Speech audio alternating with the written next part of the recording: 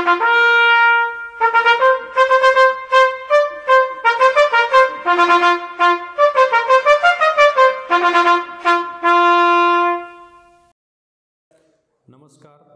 मी सागर शिंदे।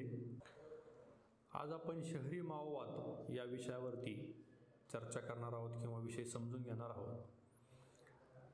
आपण शहरी माओवाद हा विषय परिषद खटला किंवा कोरेगाव भीमाची दंगल जी झाली आणि त्यानंतर भारतभरातनं 16 जणांना अटक झाली आणि त्याच्यातनं हा विषय खूप जास्ती भारतामध्ये चर्चेला आलेला आहे। आणि ह्या ज्या अटक ज्या झाल्या, कारवाई जी झाली, तर ती भारतभरातून झाली। म्हणजे दिल्लीमधनं गौतम नवलाखा, रोना विल्सन वगैरे यांना पकडलं, महाराष्ट्रातनं सुधीर ढवळे, सुरेंद्र गडलिंग यांना पकडलं, आणखीन काही जण, आंध्र प्रदेशमधनं वरवरा राव सारख्याला पकडलं। असे 16 लोकांना याच्यामध्ये अटक झाली। त्याच्यानंतर काही जणांना जामीन भेटला, ते खटला आता सुरू आहे। त्यामुळे त्या विषयावर न बोलता मुळात आपण की हा माओवाद काय विषय आहे आणि शहरी माओवाद हा नेमकं कसा काम करतो हे आपण जाणून घेणार आहोत। आपल्या भारतामध्ये माओवाद ही समस्या जी आहे किंवा ही जी काही मूव्हमेंट आहे, तर ही सुरू झाली 1967ला। भारत स्वतंत्र झाल्यानंतर ही चळवळ दुसऱ्या दशकामध्ये सुरू झालेली आपल्याला दिसते। आणि ही सुरू झाली पश्चिम बंगालमध्ये एक नक्षलबारी नावाचं गाव, त्या गावातनं 1967ला एक उठाव झाला आणि तेव्हापासून ही चळवळ सुरू झाली। नक्षलबारी गावातनं सुरू झाली म्हणून तिला नक्षलवाद असंही नाव पडलं, नक्षल चळवळ असंही नाव पडलं।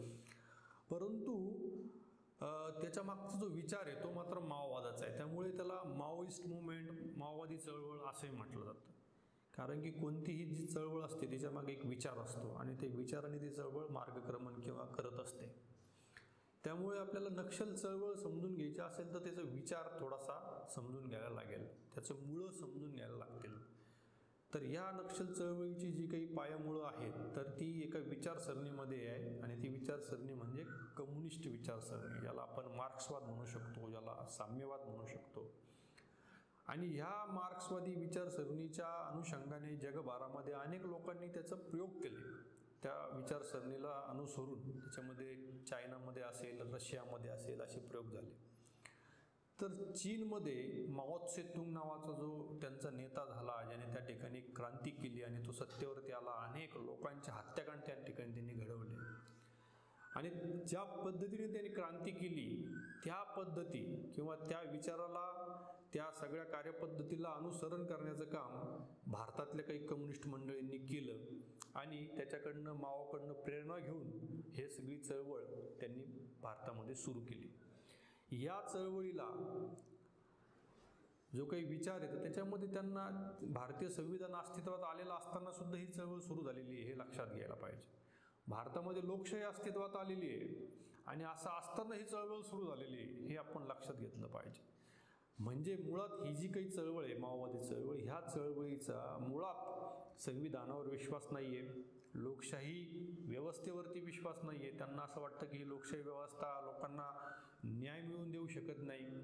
त्यामुळे साम्यवादी मूल्य असलेली अशी एक संस्कृती असलेली, साम्यवादी सांस्कृतिक मूल्य असतील, हे आपण इथं रुजवलं पाहिजे आणि सत्ता इथं आपली आणली पाहिजे, साम्यवादी विचाराची सत्ता भारतामध्ये आणली पाहिजे।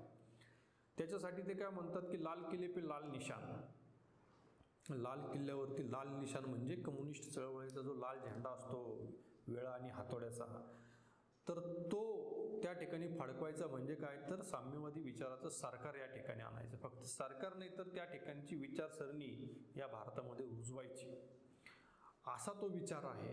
आणि हा सगळा ध्येय प्राप्ती करण्यासाठीचे जे काही मार्ग आहे तर त्या मार्गामध्ये हिंसा ते अनिवार्य मानतात, की हिंसेशिवाय हे होऊ शकत नाही असं त्यांची श्रद्धा आहे। त्यामुळे कान्हू सान्याल ज्यांनी भारतामध्ये ही सगळी चळवळ सुरू केली, त्याच्यामध्ये जी काही पहिली टीम होती ती अगदी माओला भेटून आलेली होती चीनमध्ये। त्यानंतर ते तिकडनं प्रशिक्षण घेऊन भारतात येऊन त्यांनी या सगळ्या चळवळीला सुरुवात केली। तर चारू मुजुमदार, कान्हू सान्याल, तर चारू मुजुमदार असं म्हणतो की शत्रूच्या रक्तामध्ये आपले हात जोपर्यंत लाल होत नाही रक्ताने माखत नाही तोपर्यंत क्रांती होऊ शकत नाही. म्हणजे हिंसा ही ते एक प्रकारे त्या ठिकाणी अनिवार्य मानतात. त्यामुळे आपण बघतो की गेली 50 दशकं भारतामध्ये ही चळवळ सुरू झाल्यानंतर यांनी इतका हिंसाचार केलेला आहे. ज्या काही आपले सिक्युरिटी एजन्सीज आहे, जे काही आपले जवान आहे, पोलीस जवान, अशा हजारो जवानांना वेगवेगळ्या पद्धतीने यांनी मारलेलं आहे.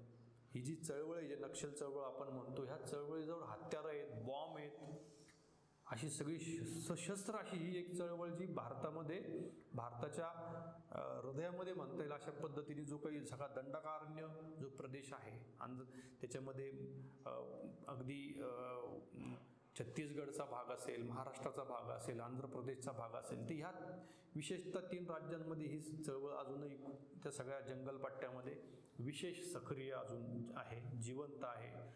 दररोज काही ना काही घटना त्या ठिकाणी घडत आहेत. आजही गडचिरोलीमध्ये आता काही दिवसांपूर्वीच एन्काउंटर झालेला आपण बघितलं, त्याच्यामध्ये 12 नक्षलवादी मारले गेले आणि मागच्या 1.5-2 महिन्याच्या काळामध्ये जवळजवळ 150 नक्षलवाद्यांचा एन्काउंटर आपल्या भारतीय पोलिसांनी केलेलं आपल्याला दिसतंय.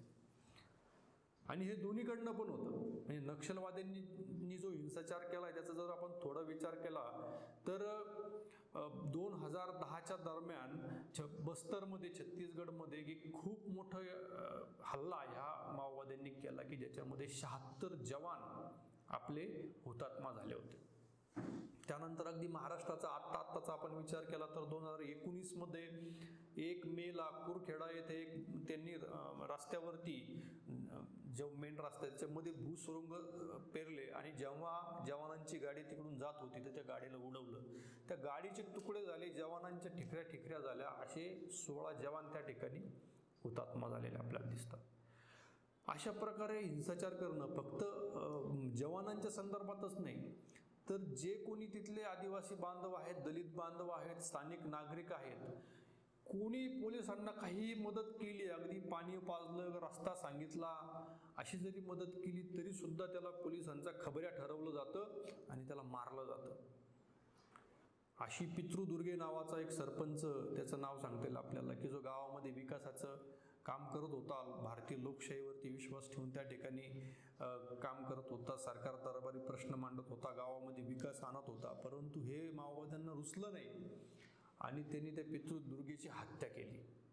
योगेंद्र मेश्राम सारखा शिक्षक, त्याची हत्या केली. अशी अनेक नावं सांगता येतील, काही विद्यार्थी, अशा अनेकांच्या हत्या या माओवाद्यांनी स्थानिक नागरिकांच्या, आदिवासींच्या त्या ठिकाणी केलेल्या आहेत. त्यामुळे ही जी काही रक्तलांछित असा सगळी ही चळवळ आहे, ही भारतामध्ये खूप मोठी समस्या, अंतर्गत समस्या ही आहे. आणि हे मी नाही म्हणत, तर आपले पूर्व एक पंतप्रधान काँग्रेसचे मनमोहन सिंग यांनी म्हणलं की भारताच्या अंतर्गत सुरक्षेला सगळ्यात मोठा धोका जर कोणापासून असेल तर या नक्षल चळवळीपासून आहे. त्यामुळे हे नक्षल चळवळ आपण याकडे गांभीर्याने बघितलं पाहिजे आणि भारत सरकार असेल किंवा सगळ्यांनी याच्यावरती काम केलं पाहिजे आणि समस्या लवकरात लवकर सुटेल असं बघितलं पाहिजे. परंतु फक्त ही समस्या जंगलात चालते आणि मग चालते का, तर तसं नाहीये. तर सुरुवातीपासूनच या सगळ्या चळवळीला शहरामधून सपोर्ट झालेला आहे. मग यांना वेगवेगळी जी लॉजिस्टिक लागतं किंवा यांना मेडिकल एड लागते, यांना युनिफॉर्म लागतो, अशा अनेक गोष्टींची जी मदत जंगलामध्ये लागत असते, तर ही सगळी मदत पुरवण्याचं काम यांचे शहरी कॉम्रेड्स यांना करत असतात.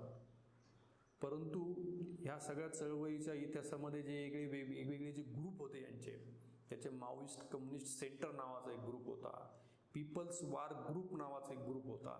तर असे जे गट होते, असे सगळे गट 2004 साली एकत्र आले. त्यानंतर यांनी communist party of India Maoist याची स्थापना केली आणि त्या कम्युनिस्ट पार्टी ऑफ इंडिया माओइस्टच्या बॅनरखाली, छताखाली, छत्रीखाली या सगळे गट एकत्र आले आणि यांनी भारतात आणखीन मोठ्या पद्धतीने काम सुरू केलं, जोमाने काम सुरू केलं.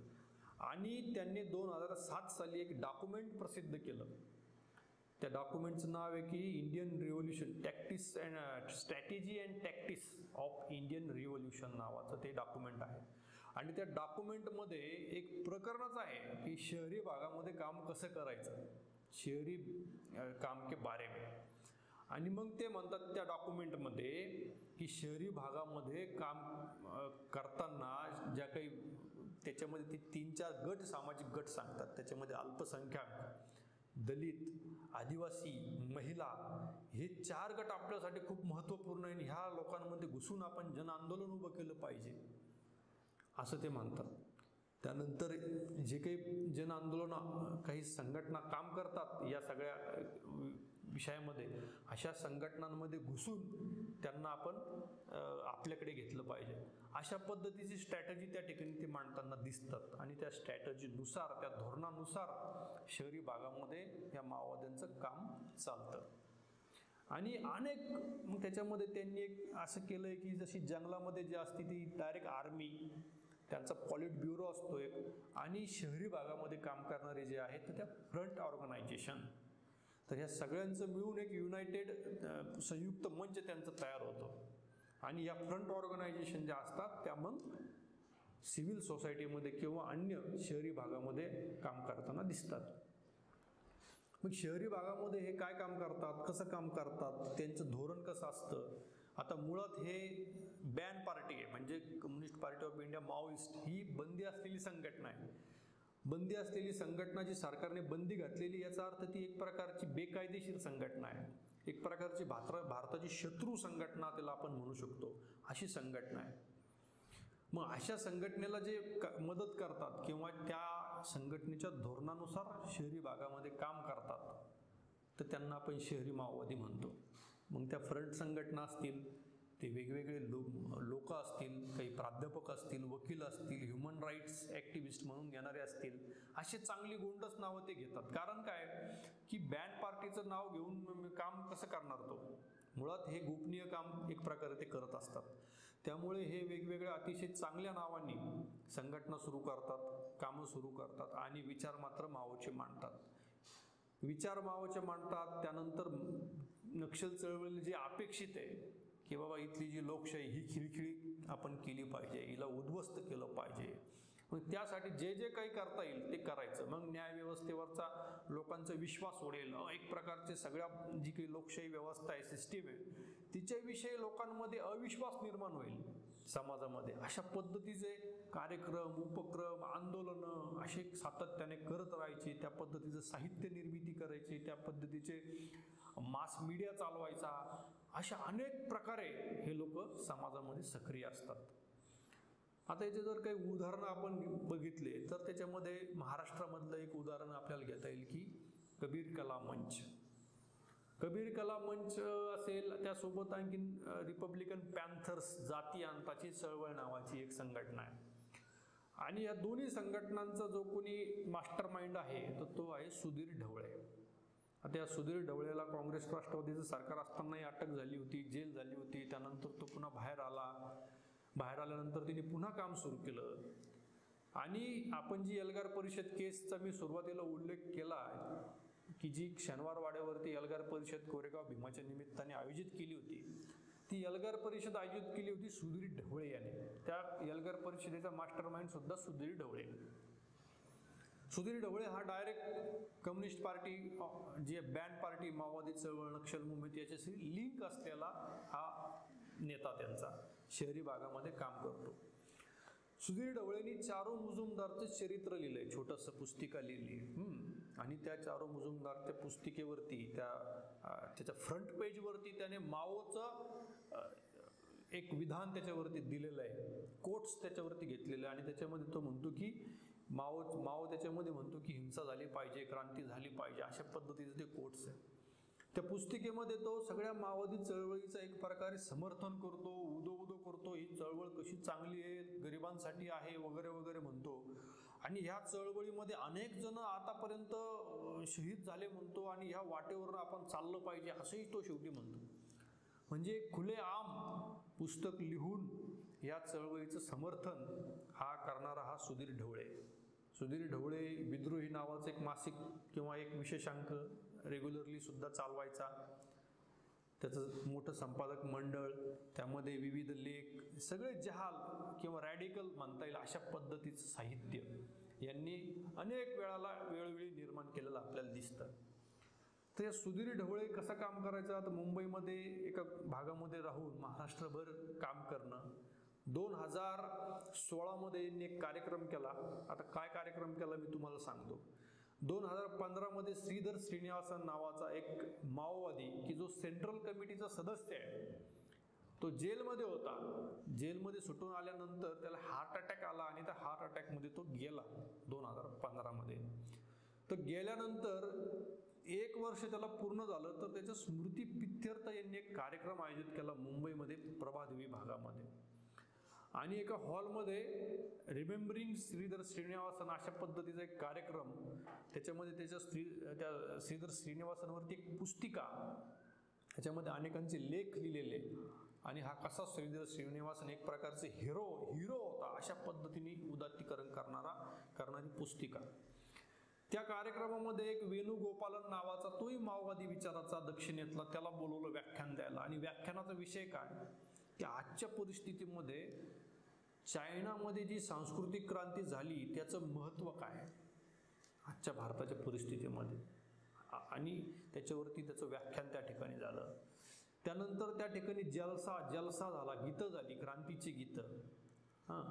आणि त्या ठिकाणावरून जी भाषणं झाली त्याच्यामधनं असं म्हटलं की आता आपण रस्त्यावरती लढाई लढली पाहिजे, म्हणजे एक प्रकारे हिंसक लढाई लढली पाहिजे अशा पद्धतीचं आशयाचं भाषणं त्या ठिकाणी झालेले दिसतात. आणि त्या पुस्तिकेमध्ये कोणाकोणाचे लेख होते, तर त्याच्यामध्ये आनंद तेलतुंबडे यांचा लेख होता. आनंद तेलतुंबडे या एल्गार परिषदेमध्ये आरोपी आहेत.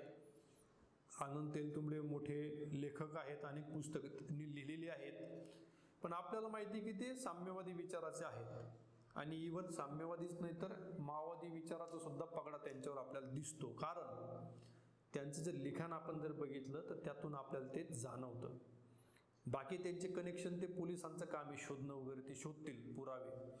परंतु आनंद तेलतुंबडे जेव्हा त्या श्रीधर श्रीनिवासनवरती पुस्तकामध्ये लेख लिहितो, तर आनंद तेलतुंबडे असं म्हणतो की हा श्रीधर मला शेवटचा जेव्हा भेटला तेव्हा तो असं म्हणत होता की मला आता पुन्हा चळवळीत जाऊन काम करायचंय, जंगलामध्ये एक प्रकारे, की तिकडे जाऊन मला पुन्हा काम करायचंय असं तो म्हणतोय. आणि हा श्रीधर श्रीनिवासन हा आजच्या युगातला भगतसिंग होता.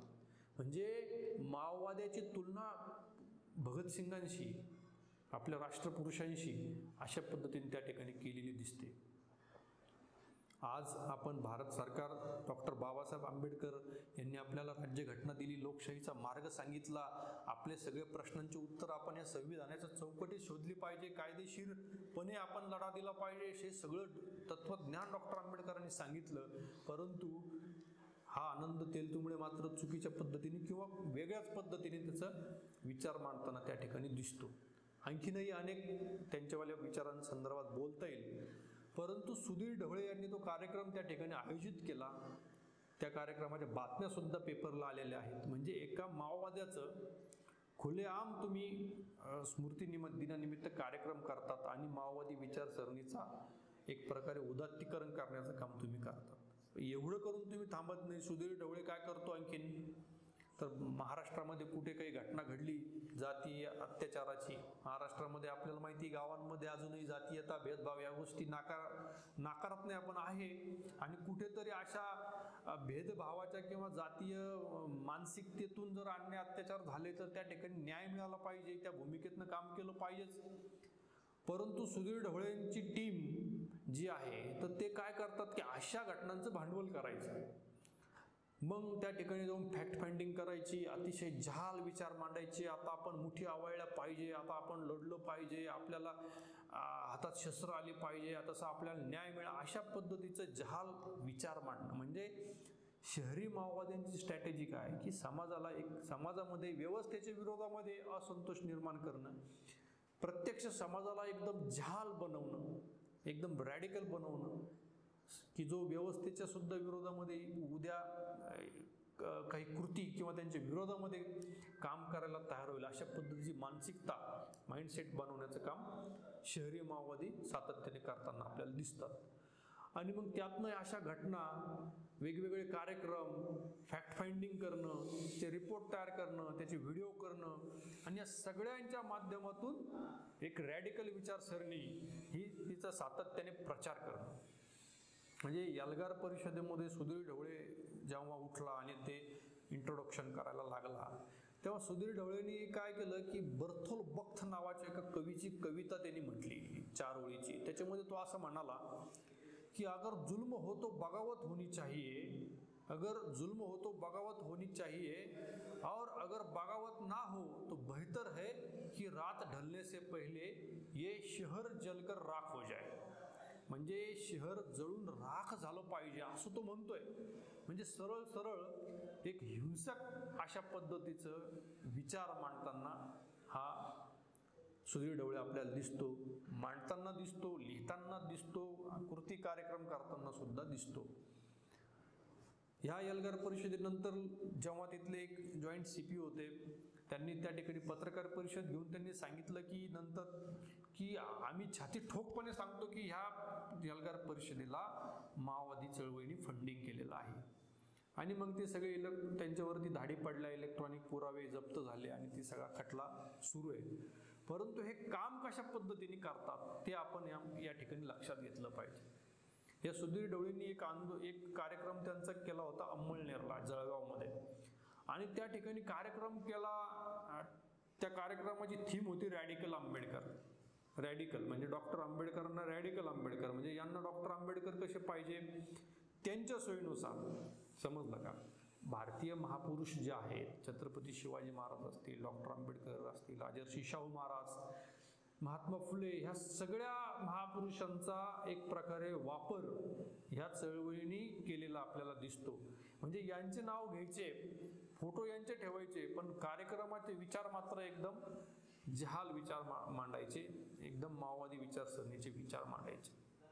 म्हणजे कबीर काला मंच ची एक CD आहे, त्या CDचं नाव आहे आमची गाणी आमचा गुन्हा काय. आणि यूट्यूबवर त्याचे व्हिडिओ पण आहे.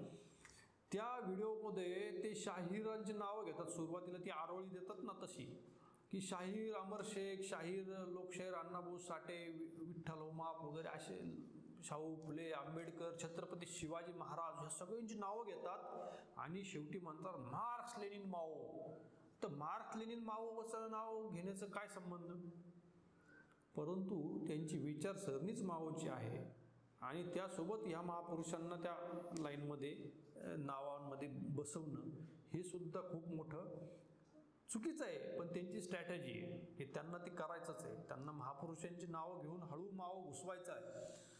आणि अशा पद्धतीने माओचे विचार सांगून सांगून एका समाजाला वेगवेगळ्या पद्धतीने रॅडिकलायझेशन करून समाजामध्ये एक भेद निर्माण होईल, जाती जातीमध्ये संघर्ष निर्माण होईल, असं एक वातावरण तयार करायचं की जे सिस्टीमच्या विरोधामध्ये असेल.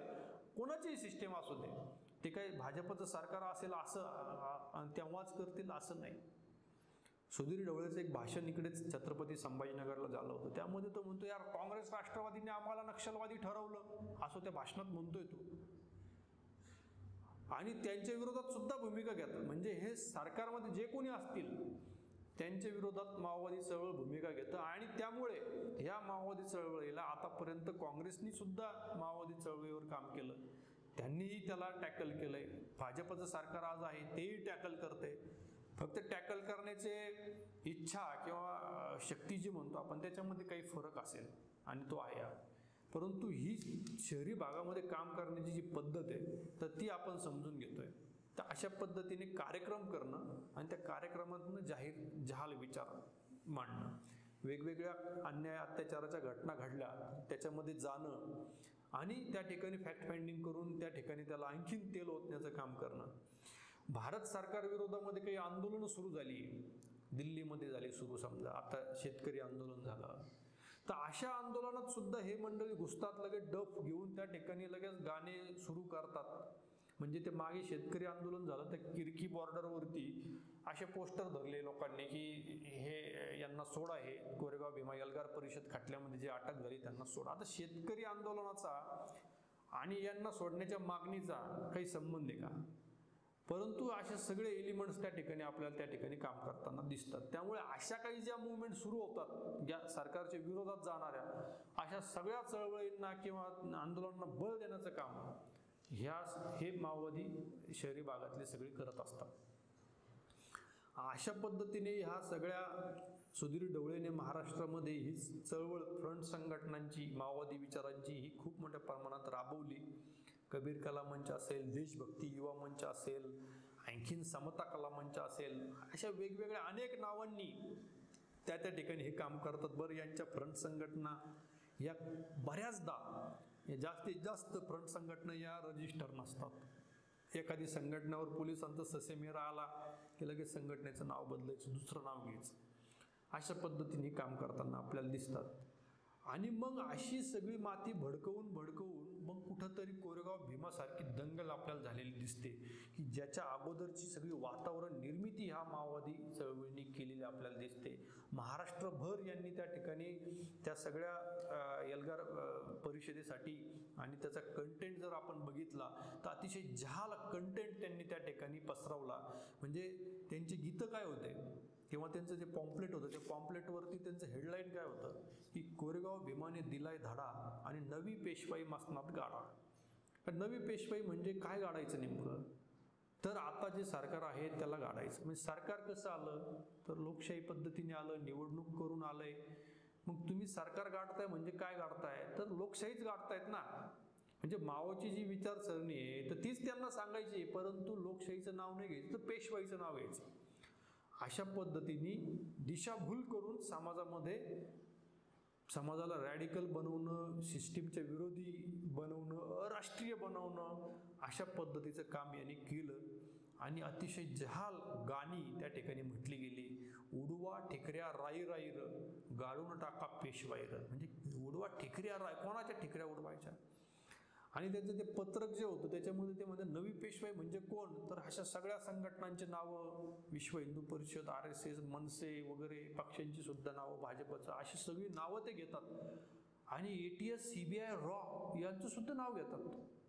आता रॉ सारखं इतर भारताच्या बाहेर काम करणारं त्याचं नक्षल चळवळीचा काय संबंध, पण तरी रॉचं नाव घ्यायचं. कारण यांची चळवळ जरी इथली महाराष्ट्रामध्ये किंवा भारतामध्ये चालू असली कम्युनिस्ट विचाराची, परंतु यांचे जे कॉम्रेड्स आहे हे भारत पसरलेले आणि भारताच्या बाहेरून सुद्धा ते यांना मदत करतात. एखादा त्यांचा कॉम्रेड अटक झाली तर भारतभरातून पत्र पाठवतात, तिकडे आंदोलन करतात, यांना बेल द्या, यांना सोडा.